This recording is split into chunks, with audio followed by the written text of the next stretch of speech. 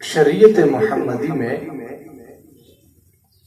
نکاح کو اتنا آسان کر دیا کہ اتنا کسی اور عمل کو آسان نہیں بنایا گیا ہے. اس لیے کہ شریعت اسلام نے ہمارے نفسیات کا پورا خیال رکھا ہے، اور یہ بات بالکل واضح ہے کہ اللہ تبارک و تعالی نے ہر مرد کے اندر عورت کی طرف اور ہر عورت کے اندر مرد کی طرف ایک کشش رکھی ہوئی ہے. اسی کشش کے نتیجے میں انسان کی فطرت یہ تقاضا کرتی ہے کہ مرد اور عورت باہمی اشتراک کے ساتھ زندگی گزارے. اور اسی کے بارے میں اللہ تبارک و تعالی نے قرآن مجید فرقان حمید میں نبی علیہ السلام کو ارشاد فرمایا وَلَقَدْ أَرْسَلْنَا رُسُلًا مِّن قَبْلِكَ وَجَعَلْنَا لَهُمْ أَزْوَاجًا وَذُرِّيَّةً کہ محبوب آپ سے پہلے بھی میں نے انبیاء بھیجے ہیں، ان کو میں نے بیویاں بھی عطا کی ہیں اور اولاد بھی دی ہیں. محبوب آپ بیوی بچوں سے الگ زندگی نہ گزاریے بلکہ ان کے ساتھ مل جل کر کے زندگی گزاریے، کیونکہ یہ شریعت کا ایک تقاضا ہے، یا یوں کہہ دیں کہ یہ فطرت کا ایک تقاضا ہے.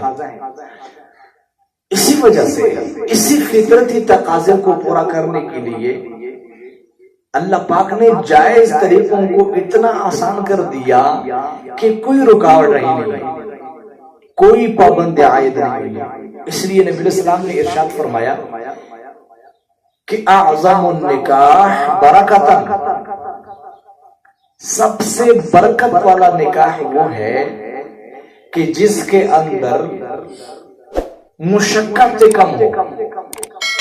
لیکن افسوس سے کہنا پڑتا ہے کہ نکاح شریعت کا جو حکم ہے، پیغمبر کا جو طریقہ ہے، جس کو شریعت نے بہت زیادہ آسان کر دیا تھا، افسوس سے کہنا پڑتا ہے کہ ہم نے اس کو اتنا مشکل کر دیا کہ ایک غریب آدمی اس دور میں، اس زمانے میں سر پکڑ کر بیٹھا ہوا ہے کہ میں اپنی بچیوں کے فرائض کیسے ادا کروں.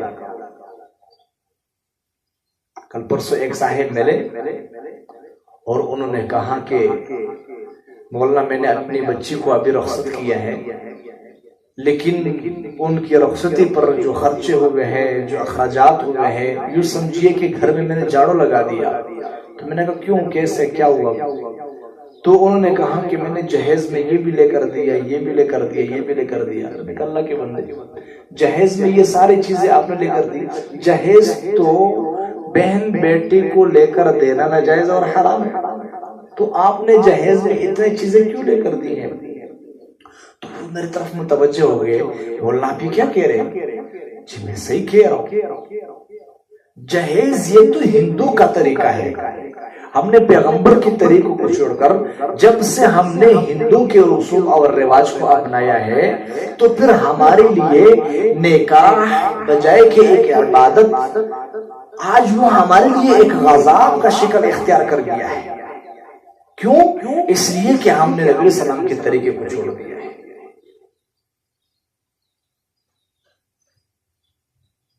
میں نے کہا یہ تو آپ نے ایسا عمل کیا ہے جو انسان کو پکڑ کر جہنم میں لے جائے. اب مجھے کیا کرنا چاہیے تھا؟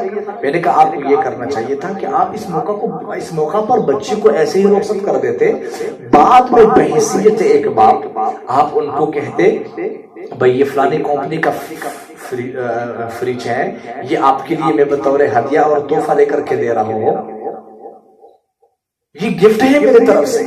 یہ اب آپ کی طرف سے تعاون بھی تھا اور یہ آپ کی طرف سے محبت بھی ہے اور یہ ایک باپ ہونے کے کردار بھی ادا ہو رہا ہے.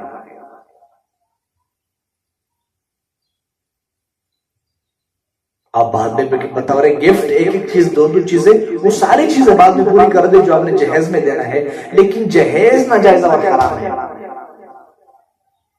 ایک اور صاحب نے بتلایا کہ ابھی قریب میں ہمارے وہاں ایک لڑکا لڑکی کو دیکھنے کے لیے آیا. شریعت نے اس بات کی اجازت دی ہے کہ جو بچہ جہاں نکاح کرنا چاہتا ہے وہاں بچی دیکھ سکتا ہے اور بچی بچے کو دیکھ سکتی ہے. تو وہ بچہ وہاں گیا, انہوں نے 1 سوال کیا, 2 سوال کیے, 10 سال کی 20 سوال کیے. اس نے 21واں سوال اس نے یہ کیا کہ بھئی اگر بالفرض میرا اور آپ کا آپس میں نکاح ہو گیا تو کیا آپ کا بابا میرے لیے شو روم سے ایک گاڑی نکال کے دے سکتا ہے؟ وہ بچی بھی پڑھی لکھی تھی, انہوں نے کہا میرا باپ اتنا قوی اور طاقتور ہے کہ آپ کو اب گاڑی کیا آپ کے لیے جہاز بھی خرید سکتا ہے, لیکن اتنا بتلایا کہ آپ کے بابا میں اتنی طاقت اور قوت ہے کہ جو آپ کے جہاز کے لیے اپنے وہاں ایئرپورٹ بنا سکے. افسوس سے کہنا پڑتا ہے. اب بھائی بیکاری 2 طرح کا ہوتا ہے. ایک باہر جو گیٹ پہ بیٹھ کر کے بولتے ہیں اللہ کے نام پہ 10 کا نوٹ دے دے, اللہ کے نام پہ دے دے, اللہ کے نام پہ دے دے, ایک وہ بیکاری ہے.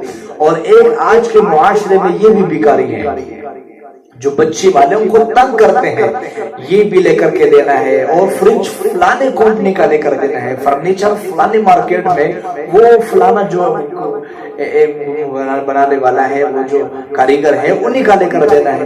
یہ مطالبے باقاعدہ ہوتے ہیں, یہ سب سے بڑا بیکاری ہے. تو ہمیں ان رسوم اور رواج سے کنارہ کشی اختیار کرنا چاہیے ہے. ہمیں اس طریقے کو اختیار کرنا چاہیے جو نبی علیہ السلام نے ہمیں سکھایا ہے. جب ہم نبی علیہ السلام کے اس مبارک طریقے کے مطابق نکاح کریں گے تو معاشرے کے اندر ایک غریب آدمی کے لیے راستہ کھل جائے گا. ایک اصولی بات ذہن میں رکھیں کہ جب حلال کے دروازے بند ہوتے ہیں تو پھر حرام کے دروازے خود بخود کھل جاتے ہیں. نکاح جس کو شریعت نے بہت آسان بنا دیا تھا, ہم نے اسے اتنا مشکل کر دیا کہ اس حلال دروازے کو جیسے بند کر دیا ویسے ہی حرام کا دروازہ کھل گیا. تو آج کی اس مجلس میں ہمیں صدقے دل سے یہ عزم اور یہ ارادہ کرنا ہے کہ ہم نے آئندہ کے لیے یہ جو ہمارے معاشرے کے اندر ایک رسم اور ایک رواج عروج پکڑ چکا ہے, ہم نے اس کو انشاءاللہ تعالی ختم کرنا ہے, اور آئندہ نبی علیہ السلام کا جو طریقہ ہوگا اسی کے مطابق ہم نے اپنے بچے اور اپنے بچوں